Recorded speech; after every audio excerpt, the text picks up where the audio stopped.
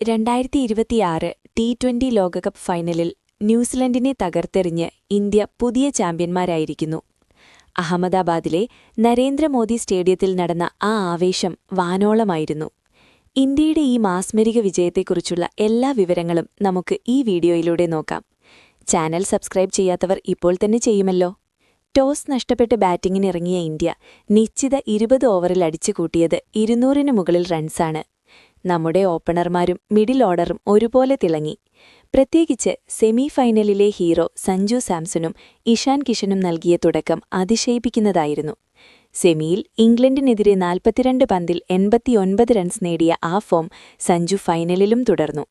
മലയാളി എന്ന നിലയിൽ നമുക്കോരോരുത്തർക്കും അഭിമാനിക്കാവുന്ന നിമിഷമാണിത്.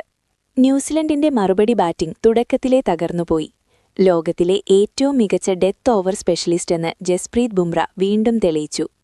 തുടക്കത്തിലെ വിക്കറ്റുകൾ വീഴ്ത്തി ബുംറ ഇന്ത്യയ്ക്ക് ആധിപത്യം നൽകി. കൂടെ ഹാർദിക് പാണ്ഡ്യയുടെ ഓൾറൗണ്ട് പ്രകടനം കൂടിയായപ്പോൾ ന്യൂസിലൻഡ് പതറി. ഒടുവിൽ ബ്ലാക്ക് ക്യാപ്സിനെ 96 റൺസിനെ തോൽപ്പിച്ചാണ് ഇന്ത്യ കിരീടമുയർത്തിയത്.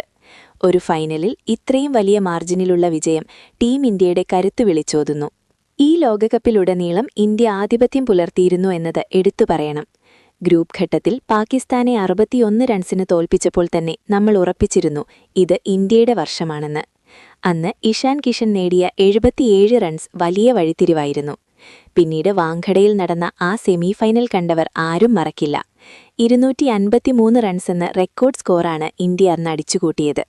കേവലം 7 റൺസിനാണ് നമ്മൾ ജയിച്ചതെങ്കിലും ആവേശം കൊടുമുടിയിലായിരുന്നു. സൂര്യകുമാർ യാദവിന്റെ ക്യാപ്റ്റൻസി വളരെ മികച്ചതായിരുന്നു. യുവതാരങ്ങളായ തിലക് വർമ്മ, റിങ്കു സിംഗ് എന്നിവർക്കൊപ്പം സീനിയർ താരങ്ങൾ ഒത്തുചേർന്നപ്പോൾ ഇന്ത്യ അജേയരായി മാറി. ഫീൽഡിംഗിൽ അക്സർ പട്ടേൽ നടത്തിയ പ്രകടനങ്ങളും വിജയത്തിൽ വലിയ പങ്കുവഹിച്ചു. അങ്ങനെ നീണ്ട കാത്തിരിപ്പിന് ശേഷം ഒരു കിരീടം കൂടി ഇന്ത്യയുടെ ഷെൽഫിലേക്ക് എത്തിയിരിക്കുന്നു. ഈ വിജയത്തെക്കുറിച്ച് നിങ്ങൾക്കെന്താണ് തോന്നുന്നത്? സഞ്ജുവിന്റെ ബാറ്റിംഗിനെക്കുറിച്ച് നിങ്ങളുടെ അഭിപ്രായം താഴെ കമന്റ് ചെയ്യുക. വീഡിയോ ഇഷ്ടപ്പെട്ടെങ്കിൽ ലൈക്ക് ചെയ്യാനും ഷെയർ ചെയ്യാനും മറക്കരുത്. അടുത്ത ഒരു വീഡിയോയുമായി വീണ്ടും കാണാം. ജയ് ഹിന്ദ്.